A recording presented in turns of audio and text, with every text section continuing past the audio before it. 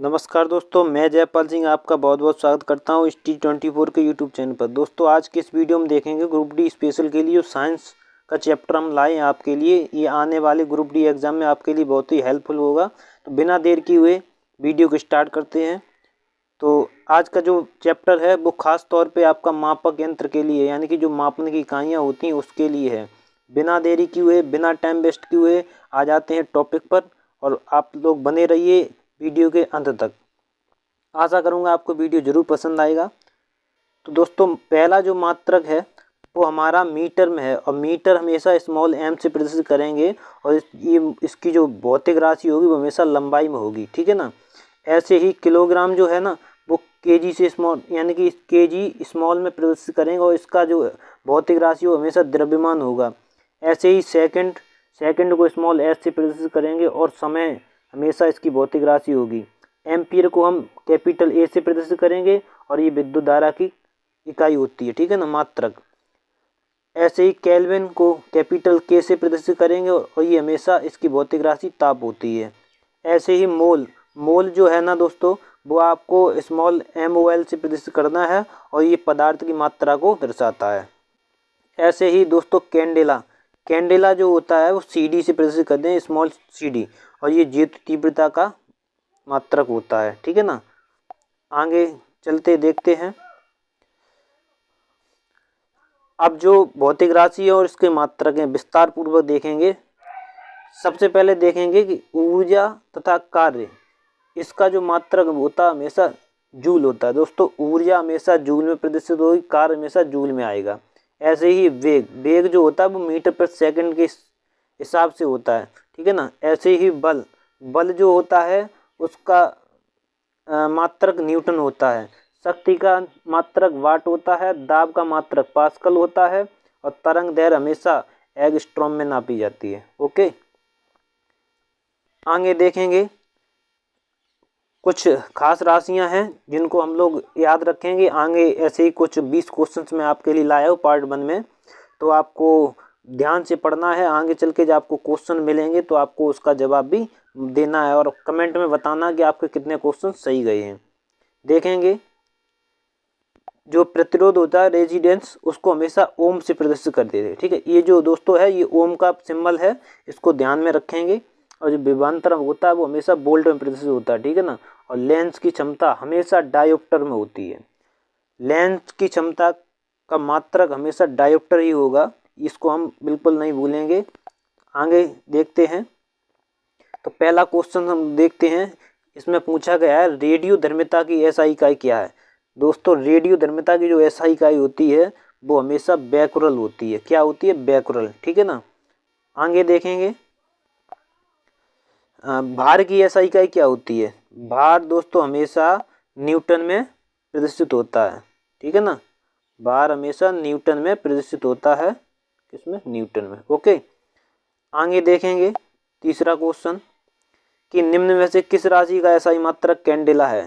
दोस्तों हमने पहले बताया था आपको कि हमें मात्रक हमेशा याद रखें, ये हमें क्वेश्चंस आगे देखने को मिलेंगे, इसलिए हमें बिल्कुल ध्यान नहीं भूलना है। कैंडेला जो होता है हमेशा ज्योति तीव्रता का मात्रक होता है। किसका? ज्योति तीव्रता का, ठीक है ना।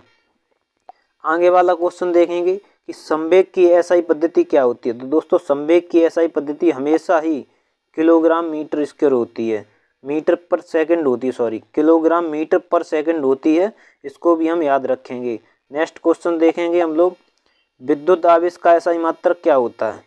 दोस्तों विद्युत आवेश का जो SI मात्रक होता है हमेशा ही कूलाम में होगा। क्या होगा? कूलाम में, ठीक है ना। आगे देखते हैं क्वेश्चन नंबर 6, इसमें पूछा गया है प्रकाश वर्ष किसकी इकाई है। तो दोस्तों हमें हमेशा याद रखना है प्रकाश वर्ष जो होती है वो हमेशा दूरी की इकाई होती है, क्योंकि जो हम लोग पृथ्वी और बीच की दूरी नापते हैं चंद्रमा, तो वो हमेशा दूरी नापते हैं, ठीक है ना। प्रकाश वर्ष का प्रयोग करते हैं, एक साल में जो भी नापी जाती है वो उसको। प्रतिरोध की SI इकाई क्या होती है, हमेशा ध्यान रखना है। प्रतिरोध यानी कि पूछा गया तो हमेशा कूलम में होगा प्रतिरोध,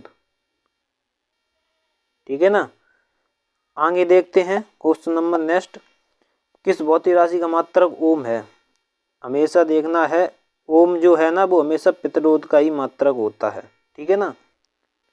आगे देखते हैं लेंस की शक्ति की एसआई इकाई क्या है। लेंस की शक्ति की एसआई इकाई हमेशा डायोप्टर होती है। क्या होती है? डायोप्टर। ठीक है ना। आगे देखते हैं नेक्स्ट क्वेश्चन।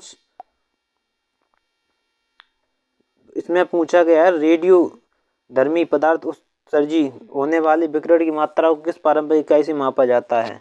ठीक है ना। इसमें रेडियो धर्मी हमेशा क्यूरी में मापा जाता है। किसमें? क्यूरी में। ठीक है। देखते हैं नेक्स्ट क्वेश्चन। इसमें पूछा गया उद्योग में एसआई इकाई क्या है। उद्योग मतलब पूछा गया है कि जो शक्ति होती है ना, यानी कि जो हम ऊर्जा खपत करते हैं उसको पूछा गया है।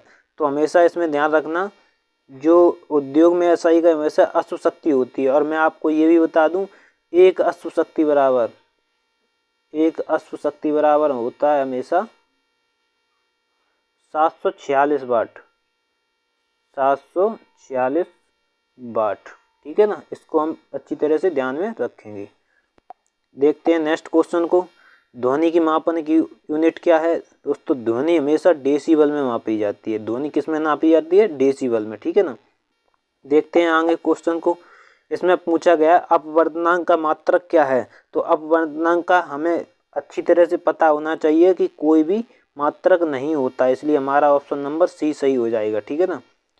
और आगे देखते हैं निम्न में से जूल मापा जाता है।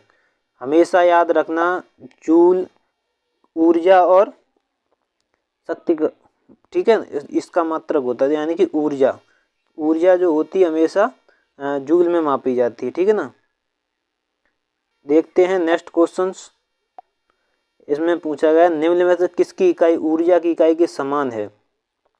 इसमें किसका पूछा गया निम्नलिखित में से किसकी इकाई ऊर्जा की इकाई के समान है। इसलिए हमको बिल्कुल भी ध्यान से रखना है कि हमेशा ऐसे क्वेश्चनों को हमें कंफ्यूज करने के लिए पूछा जाता है और हमें एक भी क्वेश्चन गलत नहीं करना है। ठीक है ना। तो मैं आपको बता दूं कि कुछ क्वेश्चंस हमको ऐसे, जैसे इसमें पूछा गया निम्न में से जूल मापा जाता है। ठीक है ना। जूल किसकी इकाई पूछी गई है, इसलिए हमेशा ध्यान रखना है। ऐसे ही एक आपको कंफ्यूजन करने के लिए क्वेश्चन मिलेगा और इसको ध्यान में रखते हुए मैंने आपको ये क्वेश्चन जानबूझ के बनाया कि आपको बिल्कुल भी कोई कंफ्यूजन ना हो। इसलिए निम्न में से इकाई जूल समान होगी। कार्य हमेशा जूल में पूछा जाता है। ओके। कार्य हमेशा जूल में पूछा जाता है। ठीक है ना। देखते हैं नेक्स्ट क्वेश्चन को। निम्न में से किसकी कोई इकाई नहीं है। ठीक है ना। देखो सापेक्षिक घनत्व दोस्तों जो होता है इसकी कोई भी इकाई नहीं होती है। ठीक है ना। इसको भी हम ध्यान में रखेंगे। कुछ नीचे घनत्व दिया गया है, इसको कैसे प्रदर्शित, घनत्व जो होता है किलोग्राम प्रति मीटर क्यूब होता है। ठीक है ना। इसको ध्यान में रखेंगे। और दाब हमेशा न्यूटन प्रति मीटर स्क्वायर में होगा या पास्कल में होगा। विस्थापन हमेशा मीटर में होगा। ठीक है ना। आगे देखते हैं गैलन सामर्थ्य किसके लिए इस्तेमाल किया जाता है। दोस्तों गैलन जो होता है वो आयतन के माप के रूप में हमेशा जाना जाता है, इसलिए ऑप्शन नंबर सी हमारा सही हो जाएगा। आगे देखेंगे नेक्स्ट क्वेश्चन। पृथ्वी से लेकर सूर्य तक की अनुमानित दूरी की लंबाई की यूनिट क्या है। तो हमेशा याद रखना, मैंने अभी आपको बताया था कि जो पृथ्वी से लेकर सूर्य तक की अनुमानित दूरी की लंबाई होती है प्रकाश वर्ष, वो दूरी का मात्रक होता है। कंफ्यूजन बिल्कुल नहीं होना है। लेकिन इसमें पूछा गया पृथ्वी से लेकर सूर्य तक की अनुमानित दूरी की लंबाई यूनिट में क्या है, तो हमेशा याद रखना है एस्ट्रोनॉमिकल यूनिट हमेशा होती है। ठीक है ना। आगे नेक्स्ट क्वेश्चन हम लोग देखेंगे चुंबकीय फ्लक्स की एसआई मात्रक क्या है। तो ये हमेशा वेबर में होता है। चुंबकीय फ्लक्स हमेशा वेबर में नापा जाता है। आगे क्वेश्चन है किसकी एसआई इकाई न्यूटन प्रति मीटर है। ठीक है। किसकी एसआई इकाई न्यूटन है, सॉरी। तो हमेशा ध्यान रखना वजन और बल का एसआई मात्रक सेम होता है, वजन और बल का। ठीक है ना। इसका तो आशा करूँगा आपको वीडियो ज़रूर पसंद आया होगा। और अभी तक आपने हमारे चैनल को सब्सक्राइब नहीं किया तो प्लीज़ सब्सक्राइब करें। और आने वाले ग्रुप डी एग्ज़ाम के लिए ऐसे ही वीडियो प्रॉपर आपको मिलेंगी, जिससे आपको प्रॉपर देखना है और ग्रुप डी को इस बार क्रैक करके ही रहना है। नमस्कार, धन्यवाद। आशा करूँगा आपको वीडियो ज़रूर पसंद आई होगी। जय हिंद।